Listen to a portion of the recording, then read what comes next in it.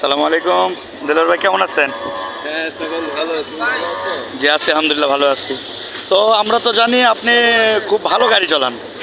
তো তবে আপনার কাছে আমার একটা বিষয় জানার, আপনি আপনার এই গাড়ি চালানোর বয়সে আপনি কি কোনো জটিলতার সম্মুখীন হয়েছেন কি না?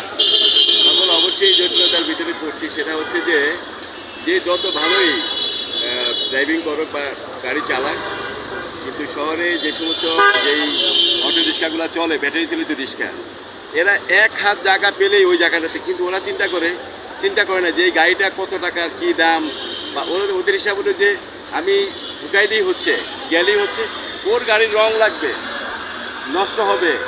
তো যেই ব্যাটার 1 লাখ টাকা বা মনে করতে 1 কোটি টাকার গাড়ি বা 50 লাখ টাকার গাড়ি, সে অবশ্যই চিন্তা করে যে আমার গাড়িটাতে টাচ খেতে পারে, সে তাকে সুযোগ। কিন্তু তাদের এমন গতিতে চালায় যেটা মানে একেবারে কী বলবো, কারণ তাদের তো প্রশিক্ষণ নাই।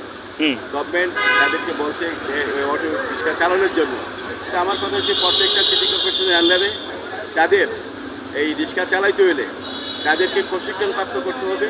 তাদেরকে অবশ্যই, যেহেতু এটা একটা যান্ত্রিক মোটর চালিত, এটা একটা গাড়ি, এটা অবশ্যই ইঞ্জিন চালিত, এটাকে অবশ্যই এই তোমার কি বলে কিছু আইন করা দরকার, প্রশিক্ষণের আওতায় নিয়ে আসতো।